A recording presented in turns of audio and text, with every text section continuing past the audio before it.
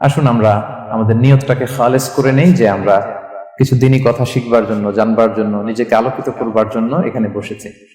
কারণ ইন্নামাল আমালু বিন্নিয়াত, যে কোনো কাজের রিওয়ার্ড দেওয়া হয়, প্রতিদান দেওয়া হয় নিয়তের উপর বেস করে। তো আমাদের নিয়ত যদি ভালো হয়, আমাদের এই পুরো সময়টা এটা ইবাদত হিসেবে গণ্য হয়ে যাবে। আলহামদুলিল্লাহ, আল্লাহ তাআলা আমাদের এই বসাকে, এই শোনাকে, এই প্রোগ্রামে অংশগ্রহণ করাকে আমাদের নাজাতের ওসিলা বানায়। আমরা সবাই আওয়াজ করে পড়ি আমিন।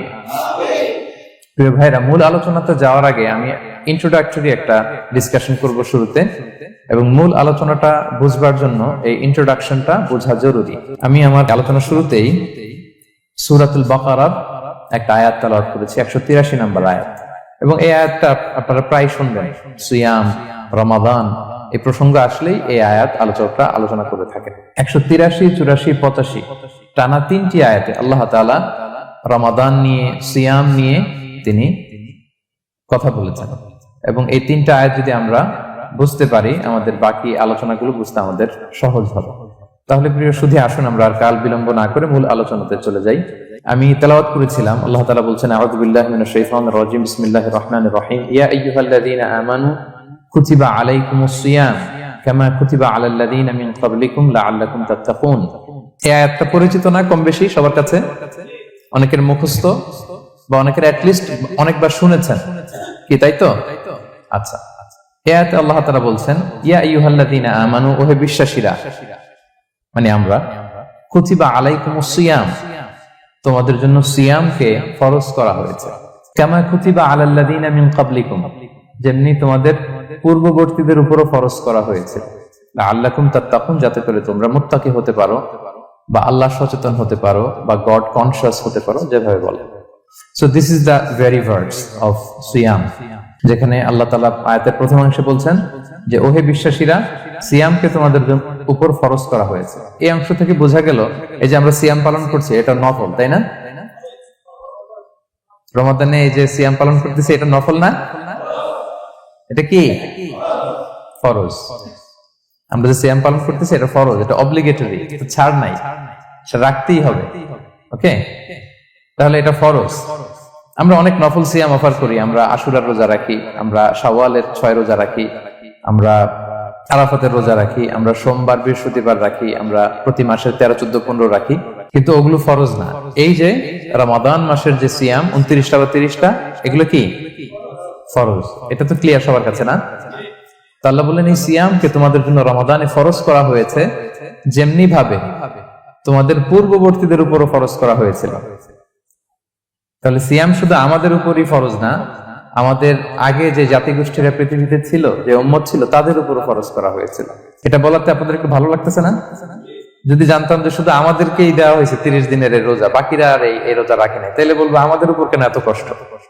কি বলেন? এরকম একটা প্রশ্ন আসতো না যে এত এত জাতিগোষ্ঠী এরা এক্সামশন পেয়ে গেল, বাট আমরা পেলাম না, আমরা কি দোষ করলাম? আমাদেরকে 1 মাস না খেয়ে থাকতে হবে? তো আল্লাহ তাআলা আমাদেরকে সান্ত্বনা দিয়ে বললেন, না, শুধু তোমাদের উপরই ফরজ করা হয় নাই, তোমাদের আগে যত জাতিগোষ্ঠী ছিল সবার উপরই সিয়াম ফরজ করেছে কে? আল্লাহ তাআলা ফরজ করে দিয়েছে। সবাই কিন্তু এই সিয়াম পালন করতো, এবং এটা অনেক প্রাচীনতম একটা ইবাদত প্রিয় ভাইরা, অনেক প্রাচীনতম ইবাদত। ইভেন আপ আনটিল নাও, এখনো পর্যন্ত এটার প্রচলন অন্য ধর্মেও আছে। আপনি হিন্দু ধর্মে যান, অন্য নামে বলে আর কি, ওরা উপবাস বলে বা উপোস বলে, ওরা নানা পারপাসে এই উপোস থাকে, উপবাস তারা করে। খ্রিস্টিয়ানরা কিন্তু রোজা রাখে, ফাস্টিং বলে তারা, আর আমরা এটাকে সিয়াম বলছি। তো আমাদের আগে যত জাতিগোষ্ঠী ছিল সবার উপরে সিয়াম ফরজ ছিল, তবে পদ্ধতিগত ভিন্নতা ছিল, ভার্সনটা ভিন্ন ছিল, তবে ছিল। সব জাতিগোষ্ঠীর উপর রোজা ছিল। আমাদের যেমনি 1 মাস ফরজ, অনেকের হয়তো 1 মাস ছিল না। কোন কোন উম্মতের জন্য 3 দিন রোজা ফরজ ছিল, আইয়ামুল বীজের, মানে প্রতি চাঁদের 13, 14, 15 রোজা ফরজ। কোন উম্মতের জন্য 10 দিন রোজা ফরজ ছিল, কোন উম্মতের জন্য শুধু আশুরার রোজাটা ফরজ ছিল, কিন্তু ছিল। রোজা ছিল না এমন কোন জাতিগোষ্ঠী পৃথিবীতে ছিল না। ইভেন পৃথিবীতে এমন অনেক জাতিগোষ্ঠী ছিল, উম্মত ছিল, যাদের সকাল থেকে সন্ধ্যা পর্যন্ত চুপ থাকার রোজা ছিল, মৌনতার রোজা, কিপ সাইলেন্স। মানে আমরা যেমনি সকাল থেকে সন্ধ্যা পর্যন্ত খেতে পারি না, পান করতে পারি না, তাদের ধর্মে ছিল যে তারা সকাল থেকে সন্ধ্যা পর্যন্ত খেতে পারবে, পান করতে পারবে, কিন্তু কথা বলতে পারবে না। কথা বললে রোজা ভেঙে যাবে। সুবহানাল্লাহ বিহামদিহি। এটাকে বলে মৌনতার রোজা, চুপ থাকার রোজা। যেমন এটা আল্লাহ নবী ঈসা আলাইহিস সালামের মা মারিয়াম আলাইহিস সালাম, উনি যখন স্বামী ছাড়া গর্ভবতী হলেন, প্রেগন্যান্ট হলেন, দুধের শিশু ঈসা আলাইহিস সালামকে কোলে করে নিয়ে আসলেন। তো সবাই বলতে আরম্ভ করলো, মারিয়াম তুমি তো খুব ভালো মেয়ে বলে জানতাম, বিয়ে হয়নি, তো বেবি আসলো কোত্থেকে? এটা তো তোমার কাছ থেকে আমরা কামনা করি না। তো আল্লাহ তাআলা শিখাই দিয়েছিলেন যে মারিয়াম তোমাকে যখন কোশ্চেন করবে তুমি ঈসার দিকে ইঙ্গিত করবে, ইশারা করবে, কিন্তু মুখে উচ্চারণ করে কোনো কথা বলবে না, কারণ তুমি আজকে সারাদিন রোজা রাখবে। তো মারিয়াম আলাইহিস সালাম তাই করলেন, ঈসা আলাইহিস সালামকে নিয়ে আসলেন। সবাই যখন জিজ্ঞেস করতেছে উনি কথা বলে না, সবাই বলে কথা বলো না কেন? মারিয়াম আলাইহিস সালাম ছোট্ট ছেলের দিকে ইঙ্গিত করতেছেন আর এরকম বলতেছেন যে ইন্নী নাদারতু লিররহমানি সাওমা ফালান উকাল্লিমাল ইয়াওমা ইনসিয়া, আজকে আমি রোজা মানত করেছি, এজন্য আমি কারোর সাথে কথা বলতে পারবো না। ইঙ্গিত করে বোঝাচ্ছে আমি কি করতে পারবো না, কথা বলতে পারবো না। কারণ ওই উম্মতের বিধান ছিল খেতে পারবে, পান করতে পারবে, কি করতে পারবে না, কথা বলতে পারবে। কথা বললেই রোজা ভেঙে যাবে। তো তাহলে কামা কুতিবা আলাল্লাযিনা মিন ক্বাবলিকুম, তোমাদের পূর্বে যত জাতিগোষ্ঠী ছিল তাদের সবার উপর সিয়াম ছিল, তবে সিয়ামের ধরন, এটার স্ট্রাকচার, এটার প্যাটার্ন ভিন্ন ছিল। কারো 3 দিন 10 দিন, কারো চুপ থাকার রোজা, কিন্তু রোজা ছিল। এই পয়েন্টটা ক্লিয়ার সবার কাছে? এরপর আল্লাহ তাআলা বলছেন লাআল্লাকুম তাত্তাকুন, কেন এই সিয়াম ফরজ করা হলো, কেন এত আয়োজন, মাসব্যাপী না খেয়ে থাকার এই আয়োজন কেন? This is the prime objective of সিয়াম। এটা হচ্ছে রোজার প্রাইম অবজেক্টিভ। আল্লাহ বলছেন যে এটার মূল অবজেক্টিভ, উদ্দেশ্য হচ্ছে লাআল্লাকুম তাত্তাকুন, যাতে করে তোমরা মুত্তাকি হতে পারো, আল্লাহ ভীরু হতে পারো। এজন্য এই যে রোজা সিয়াম যে সাধন করছেন, পালন করছেন, আপনি এটা ফিল করবেন যে আমার তাকওয়ার লেভেলটা ডেভেলপ করতেছি কিনা, আমার তাকওয়া বাড়তেছে কিনা। তাকওয়া হচ্ছে এই ফিলিংসটা মনের মধ্যে আসা যে কেউ দেখে না কিন্তু আল্লাহ দেখে, কেউ দেখে না, সবার চোখকে ফাঁকি দেওয়া যায়, কিন্তু ফাঁকি দেওয়া যায় না একজনের চোখ। কার চোখ? আল্লাহর চোখ কিন্তু ফাঁকি দেওয়া যায় না। এই জন্য শুধু সিয়ামের সাথে আল্লাহ স্পেশালি বলেছেন লাআল্লাকুম তাত্তাকুন, যাতে করে তোমরা মুত্তাকি হতে পারো। একটু খেয়াল করে দেখেন, এই যে রমাদানে আমরা মাঝে মাঝে একা একা রুমের ভেতরে থাকি, ঘরে থাকি, খুব তৃষ্ণার্ত। আমি যদি বোতল ভরা পানি আছে 2 ঢোক পানি খেয়ে ফেলি, কেউ বুঝবে? আজকে বাসায় কেউ লুকায় পানি খেয়ে আসছি কিনা, খেয়ে আসছি না না খেয়ে আসছি, আমাদের চেহারা দেখে কি বোঝা যাচ্ছে বলেন তো? বোঝা যাচ্ছে না। আমি চাইলে ফ্রিজ থেকে বের করে মিনুম খেয়ে ফেলতে পারি, 100+ একটা ঢকঢক করে খেয়ে ফেললাম, এদিকে এসে রোজাদার সাজলাম, সবার সাথে ইফতারি টাইমে ইফতার করলাম। কেউ ধরতে পারবে? পারবে না। তারপরেও আমরা খাই না। কেন খাই না? কারণ এই ফিলিংসটা আমাদের মধ্যে আছে, কেউ দেখে না কিন্তু একজন দেখে। তিনি কে? লাআল্লাকুম তাত্তাকুন, রোজা তোমাদেরকে মুত্তাকি বানাবে। কেউ নাই, তারপর আল্লাহর ভয়ে আমরা খাই না। উমর ফারুক রাদিয়াল্লাহু তাআলা আনহু রাতের অন্ধকারে লুকিয়ে লুকিয়ে মদিনার জনগণের খোঁজ খবর নিতেন। তো মাঝরাত থেকে তিনি পেট্রোলিং করলেন, করে ফিরে আসতেছেন, হঠাৎ দেখলেন একটা প্রাচীর ঘেরা ঘর। ফজরের আগ মুহূর্তে ঘরের ভেতরে একজন বৃদ্ধা মহিলা আর একটা ইয়াং মেয়ে কনভারসেশন করতেছে। উনি বাইরে থেকে আলতো আওয়াজে শুনতে পাচ্ছেন। কনভারসেশনটা এরকম ছিল, বৃদ্ধা মহিলা যুবতী মেয়েকে বলতেছে, মা তাড়াতাড়ি উটের দুধ দহন করে পানি মিশায় ফেল, তাহলে মদিনার বাজারে অনেক দামে বিক্রি করা যাবে। ওমর ফারুক কাউকে দেখতে পাচ্ছেন না, শুধু শুনতে পাচ্ছেন কনভারসেশন। তো মেয়ে বলতে আরম্ভ করলো যে মা আপনি কি জানেন না ওমর ফারুক বিধান জারি করেছে, কেউ যদি দুধের সাথে পানি মেশায়, এটা যদি প্রমাণিত হয় তাহলে কঠিন শাস্তি দেওয়া হবে।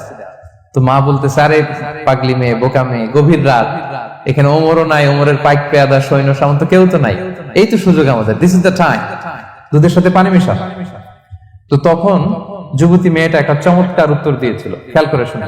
তখন মেয়েটা বলেছিল, মা ইয়া উম্মি লাউলা রাআ উমারু লা রাআ রাব্বু উমর, মানে হে মা, ওমর যদি নাও দেখে, ওমরের রব আল্লাহ কিন্তু দেখে। সুবহানাল্লাহ। প্রিয় ভাইরা, দিস ইজ তাকওয়া। এই যে ফিলিংসটা নিজের মধ্যে, এই চেতনাটা, এটারে তাকওয়া বলে। কেউ দেখে না কিন্তু কে দেখে? আল্লাহ দেখে। তাহলে লাআল্লাকুম তাত্তাকুন, রোজা রাখলে তোমাদের মধ্যে তাকওয়া বাড়বে। এরপর আল্লাহ তাআলা বলছেন আইয়ামান মা'দুদাত, এটা সুনির্ধারিত কয়েকটা দিন তোমাদের রোজা রাখতে হয়, 29 দিন বা 30 দিন।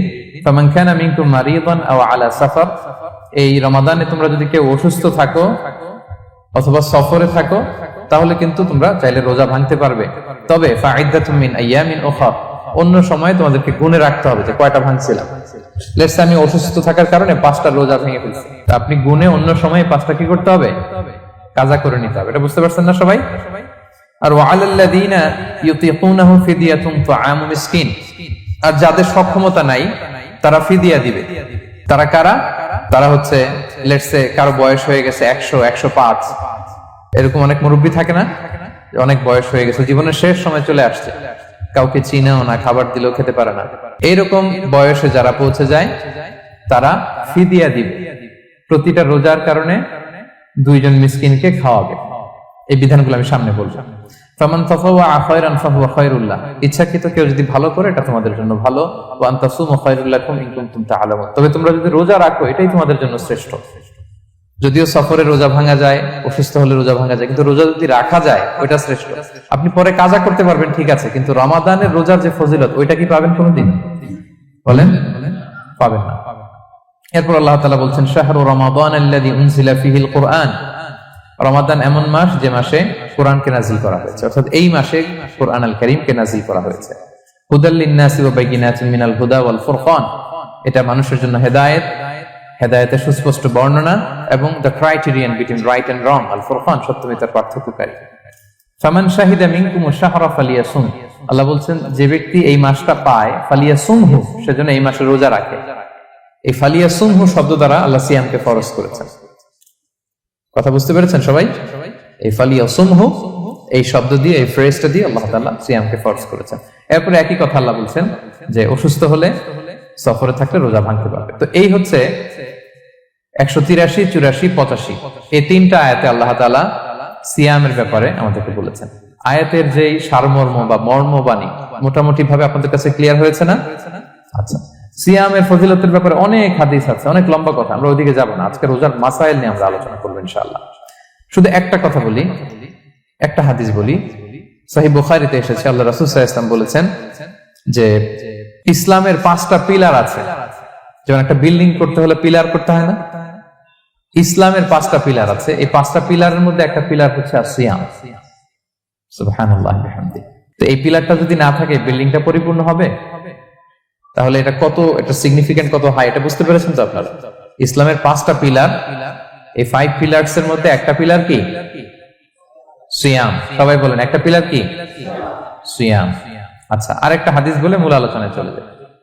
সেখানে আল্লাহ রাসূল সাল্লাল্লাহু আলাইহি ওয়াসাল্লাম বলেছেন যে বনি আদম যত ইবাদত করে এটার সওয়াবকে আল্লাহ তাআলা বাড়ান, 10 গুণ বাড়িয়ে দেন, 100 গুণ, 700 গুণ, শুধু সিয়ামের সওয়াবটা ছাড়া।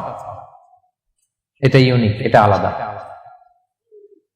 কারণ সিয়ামের সওয়াব যে কত হবে এটা ফেরেশতারা নিজেরাও জানে না, লিখবে কি? এটা আনলিমিটেড ফেরেশতারা রেখে দিয়েছে। আল্লাহ বলে আনা আজজি বিহি, এই সিয়ামের পুরস্কার আমি আল্লাহ নিজ হাতে দেব। বনি আদমের সব নেক আমল 10 গুণ সওয়াব, 100 গুণ সওয়াব, 700 গুণ, এরকম বলা আছে, শুধু বলা নাই সিয়ামেরটা। ফাইন্নাহু লি, কেননা এই সিয়াম রোজা বান্দা আমার জন্য রাখে। ওয়া আনা আজজি বিহি, আমি নিজ হাতে দেব। কি দেব? আমি ছাড়া কেউ জানে না। সুবহানাল্লাহ। তো এই যে পুরস্কার আপনারা পাবেন, একটা সারপ্রাইজ গিফট রয়ে গেছে। ভালো লাগতেছে না শুনে আপনাদের? আলহামদুলিল্লাহ পড়ি সবাই। এবং আপনাদের জন্য স্পেশাল একটা গেট থাকবে, যারা সিয়াম সাধন করেছে তাদের একটা স্পেশাল গেট থাকবে, এটার নাম আর রাইয়ান। এবং রোজাদাররা ছাড়া লা ইয়াদখুলুহু ইল্লা সাইমুন, এই রাইয়ান গেট দিয়ে কেউ ঢুকতে পারবে না। ওমান দাখালাহু লাম ইয়াদমা আবাদা, জান্নাতে একটা স্পেশাল গেট থাকবে রাইয়ান, শুধু রোজাদাররা ঢুকতে পারবে। আর যে একবার এই দরজা দিয়ে ঢুকবে চিরকালের জন্য তার গলা থেকে তৃষ্ণা মিটে যাবে। He will never be thirsty again, আর তার তৃষ্ণা পাবে না গলায়। সুবহানাল্লাহ। এরকম অনেক হাদিস আমি শোনাতে পারবো আপনাদের, কিন্তু যেহেতু এটা আমাদের প্রতিপাদ্য বিষয় না, আমরা মূল আলোচনাতে চলে যাই। তাহলে আমি বলেছিলাম যে একটা ইন্ট্রোডাক্টরি ডিসকাশন করব, যাতে করে আপনারা বুঝতে পারেন যে আল্লাহ তাআলা সিয়ামের ব্যাপারে কোরআনে কি বলেছেন। এটা আমরা শেষ করলাম, এবার আমরা মূল আলোচনাতে যাব। মূল আলোচনায় বেসিক্যালি আমি 3টা পার্টে কথা বলবো ইনশাআল্লাহ বিইذنিল্লাহ। প্রথম পার্ট হচ্ছে যে আমরা তো বুঝলাম যে ফামান শাহিদা মিনকুমুশ শাহরা ফালিয়াসুম, যে এই মাস পাবে সে যেন সিয়াম পালন করে। এটা কি নফল না ফরজ? ভাইরা বলেন তো। এটা ফরজ, সিয়াম পালন করা ফরজ রমাদানে। কিন্তু তারপরেও কিছু কিছু লোককে আল্লাহ তাআলা ছাড় দিয়েছেন, এক্সাম্পশন। এটা নিয়ে কারা এই ছাড়টা পেল, কারা রোজা ভাঙতে পারবে, এটা আমরা প্রথমে বলবো। মানে দোজ হু এক্সাম্পটেড ফ্রম ফাস্টিং, এটা হচ্ছে নাম্বার 1। নাম্বার 2 হচ্ছে কি কাজ করলে রোজা ভেঙে যায়। মুবতিলাতুস সিয়াম, causes that make fasting null and void। কিছু কাজ আছে যেগুলো করলে আপনার রোজা কিন্তু বাতিল হয়ে যাবে। যে রোজার কারণে এরকম সারপ্রাইজ গিফট অপেক্ষা করছে, আপনার সম্মান আল্লাহ বাড়ায় দিচ্ছে, এই রোজা নষ্ট হয়ে যাবে কি করলে, এটা আমাদের জানার দরকার আছে না? এটা 2 নম্বরে বলবো। লাস্টলি আমরা বলবো কিছু কিছু কাজ আছে যেগুলো করলে রোজা ভাঙে না, বাট আমাদের মধ্যে কনফিউশন কাজ করে যে এটা করলে কি রোজা ভাঙবে। অনেকে বলে ইনহেলার নেওয়া যাবে, অনেকে বলে যে ইনজেকশন নেওয়া যাবে, অনেকে বলে অ্যানেস্থেসিয়া দেওয়া যাবে, অনেকে বলে এটা করা যাবে ওটা করা যাবে, মানে অনেক কনফিউশন। আজকে আমরা এটা জানবো যে এমন অনেক জিনিস আছে যেগুলো করলে আসলে রোজা ভাঙে না। এই 3টা পয়েন্টে যদি আমরা আলোকপাত করি, দেখবেন যে রোজার মৌলিক মাসাইল গুলো আমাদের ক্লিয়ার হয়ে যাবে ইনশাআল্লাহ বিইذنিল্লাহ। তাহলে আমরা প্রথম পয়েন্টে চলে যাই যে কাদেরকে আল্লাহ তাআলা এই রোজার ব্যাপারে ছাড় দিয়েছেন, কারা চাইলে রোজা ভাঙতে পারবে। বুঝতে পারছেন এই পয়েন্টটা, সাব পয়েন্টটা? এই যারা জি বলছেন শুধু তারাই বুঝতে পারছেন, বাকিরা বুঝতে পারছেন সবাই? কারণ পয়েন্টটা যদি বুঝতে না পারেন তাহলে তো আলোচনায় মজা পাবেন না, আপনারা কানেক্ট করতে পারবেন। প্রথম পয়েন্টটা হচ্ছে কাদেরকে আল্লাহ ছাড় দিয়েছেন এই ফরজ রোজার ব্যাপারে। কেউ কেউ আছে তারা ছাড় পায়, তারা কারা? হু আর দে? এটা আমরা আগে একটু শুনি। তাহলে দোজ হু এক্সাম্পটেড ফ্রম ফাস্টিং, যারা এক্সাম্পশন পেয়েছে, ছাড় পেয়েছে, তাদের মধ্যে থেকে প্রথম হচ্ছে শিশুরা, আসিবিয়ান, শিশুদের উপর রোজা ফরজ না, যতক্ষণ না তারা ম্যাচিউরড হয়।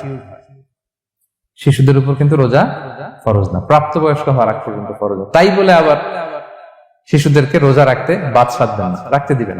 আমার বড় মেয়ে গতকাল রোজা রেখেছে, সে মহা খুশি। সে কখনো অডিও কল দেয়, কখনো ভিডিও কল দেয়, কখনো ইফতারের ছবি পাঠায়। মানে এটা তাদের মধ্যে কিন্তু একটা অনেক চমৎকার একটা ভালো ইমেজ কাজ করে। তো আপনারা বাধা দিবেন না, যদি রাখতে চায়। অনেক বাবা মারা এত সচেতন, এত অতি সচেতন যে ছেলে মেয়েরা রাখতে চায় কিন্তু বাবা মারা দিতে চায় না।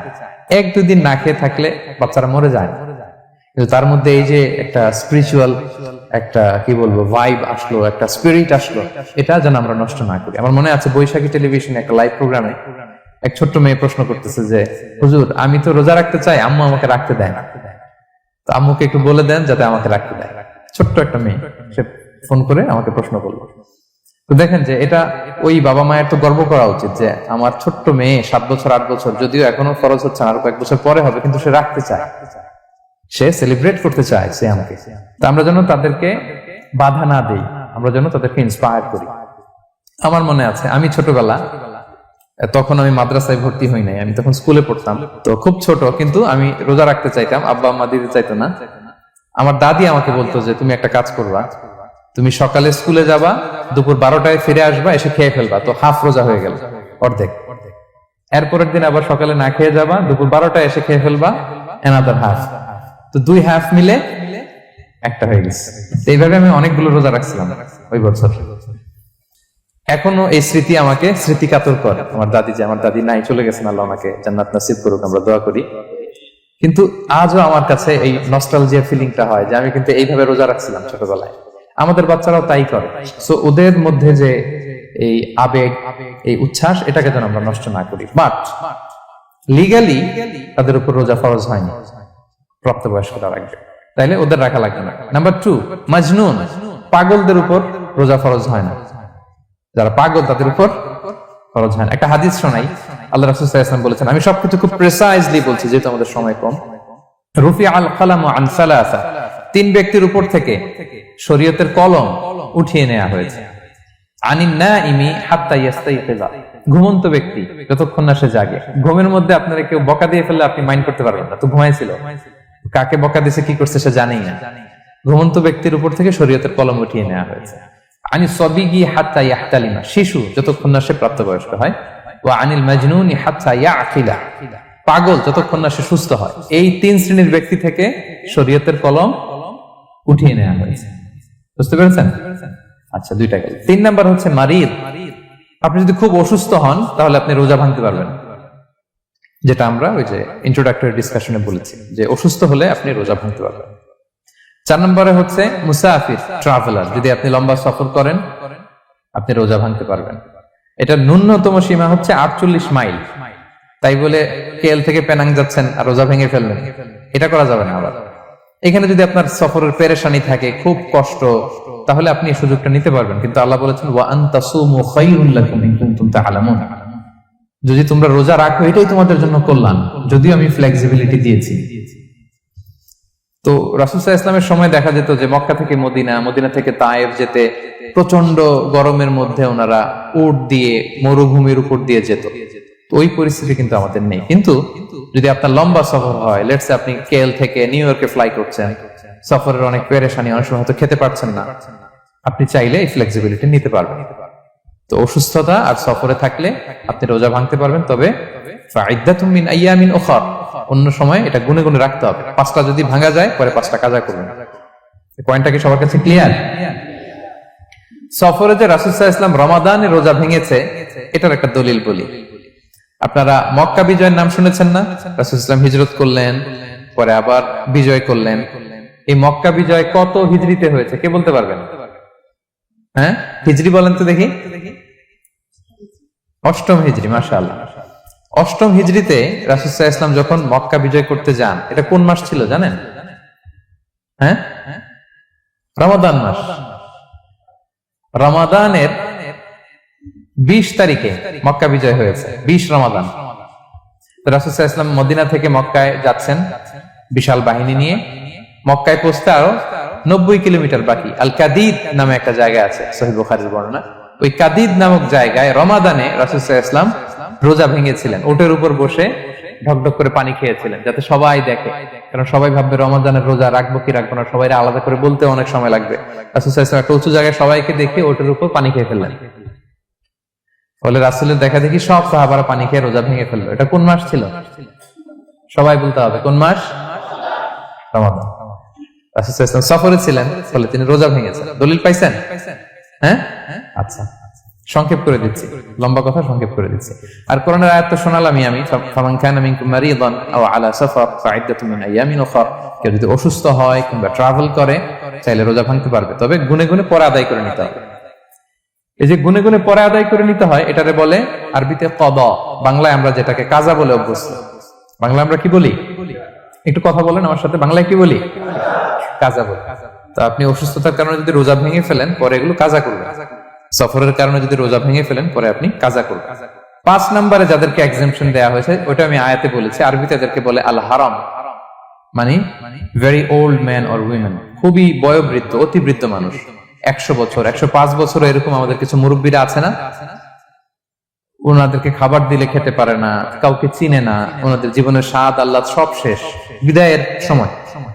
ওই সময় উনি আর কি রোজা রাখবেন? এজন্য আল্লাহ তাআলা ওনাদেরকে ছাড় দিয়েছে। অনুরূপ ভাবে যদি এমন কোন অসুস্থ হয়, মানে মারিদুন লা ইউরজা শিফাউ, সে যে আবার সুস্থ হবে এই আশা আর নাই, এরকম ডাক্তার অনেক বলে দিছে যে ক্যান্সারের 3rd স্টেজে চলে আসছে, সে সার্ভাইভ করবে যতদিন কেমোথেরাপি দেওয়া হবে, তো শেষের দিকে সে অনেক অসুস্থ হয়, ওষুধ খাইতে হয়, তার আর সুস্থ হওয়ার সম্ভাবনা নাই। এই 2 শ্রেণীর লোকদের জন্য ছাড় দেয়া হয়েছে, তাদের কাজা করা লাগবে না, কারণ কাজা তো করতেই পারবে না। কি বলেন? তারা ফিদিয়া দিবে। কি দিবে বলেন? কি দিবে? ফিদিয়া। ফিদিয়া হচ্ছে প্রত্যেকটা রোজার জন্য একজন মিসকিনকে 2 বেলা করে খাওয়ানো। আই রিপিট, একটা রোজার জন্য একজন মিসকিনকে 2 মিলস, বাস হয়ে গেল। 30টা যদি উনি রাখতে পারে নাই, আপনি একজন মিসকিনকে 30 বেলা 2 মিল খাওয়াতে পারেন, অথবা 30 জনকে 2 বেলা খাওয়াতে পারেন, অথবা 60 জনকে 1 বেলা খাওয়াই দিতে পারেন, অথবা এই পরিমাণ টাকা দিয়ে দিতে পারেন। হিসাবটা সহজ হয়েছে না? লেটস সে মালয়েশিয়াতে একটা রেগুলার মিল নিতে কত লাগে? ধরেন যে মালাই দোকান বা মামাদের যে দোকানগুলো, একটা নাসি নিলাম, একটা আইয়াম নিলাম, একটা 100+ নিলাম, এই তো একটা প্যাক হয়ে গেছে। কত পড়বে? 10 রিঙ্গিট, রাইট? তাহলে 10 রিঙ্গিট হচ্ছে একটা মিল, আর 2টা মিল করলে 20 রিঙ্গিট। তাহলে প্রত্যেকটা রোজার জন্য 20 রিঙ্গিট করে আপনাকে ফিদিয়া গুনতে হবে। 30টা রোজার জন্য কত? 600 রিঙ্গিট। তাহলে ফিদিয়া ব্যাপারটা ক্লিয়ার হয়েছে সবার কাছে? আমাদের এরকম মুরব্বী যদি থাকে যারা রোজা রাখতে পারছেন না, তাদের জন্য আমরা এইভাবে ফিদিয়া আদায় করি। গেল। ইমাম মালিক আলাইহি রাহমা, মালিকি মাযহাবের ইমাম, উনি ওনার শেষ জীবনে খুব অসুস্থ ছিলেন। উনি ওনার শেষ জীবনের রমাদানে রোজা রাখতে পারেন নাই, এত বয়স হয়ে গেছিল, রোজা রাখতে পারেননি। তো উনি 30 জন মিসকিনকে এনে গোশত আর রুটি খাওয়াই দিছিলেন একসাথে, ফিদিয়া আদায় হয়ে গেছে। তো এরা ছাড় পাবে। 6 নাম্বার হচ্ছে আসহাবুল আমাল আশ-শাক্কা, যারা খুব কঠিন কাজ করে। এই প্রসঙ্গটা নিয়ে অনেকে ভুল বুঝে। এটা হচ্ছে এমন এমন কাজ যারা করে, যারা কাজ করতে করতে অসুস্থ হয়ে যাওয়ার সম্ভাবনা আছে, মৃত্যুর মুখোমুখি বেহুশ হয়ে যাওয়ার সম্ভাবনা, হ্যাঁ, তাদের জন্য ছাড় দেওয়া। ব্যাপারটা এমন না যে কেউ মরুভূমিতে কাজ করে সে রোজা ভাঙতে পারবে, কেউ রিক্সা চালায় কেউ রোজা ভাঙতে পারবে, কেউ স্টোন ক্র্যাশে কাজ করে সে রোজা ভাঙতে পারবে, এরকম। ধরেন যে মরুভূমিতে যারা কাজ করে বা বাংলাদেশে সামারে যারা রিক্সা চালায় অথবা আয়রন ফ্যাক্টরিতে যারা কাজ করে, অনেক সময় এমন হয় তারা ডিহাইড্রেশনে ভুগতে ভুগতে বেহুশ হয়ে যায় কাজের মধ্যে, এরকম হয় না? হয়। তাদের জন্য ছাড়, কিন্তু তাদের জন্য রেকমেন্ডেশন হচ্ছে এটা ফরজ ইবাদত, এটা তাদেরকে রাখতেই হবে। হয়তো নাইট শিফটে কাজ করার ট্রাই করবে অথবা সারা বছর একটু একটু জমিয়ে রোজা রাখার চেষ্টা করবে, কিন্তু রোজা তারা রাখবে, তারা সাহুর খাবে, তারা রোজা রাখা শুরু করবে। কিন্তু মরুভূমিতে কাজ করতে করতে যদি এমন হয় যে সে বেহুশ হয়ে যাচ্ছে,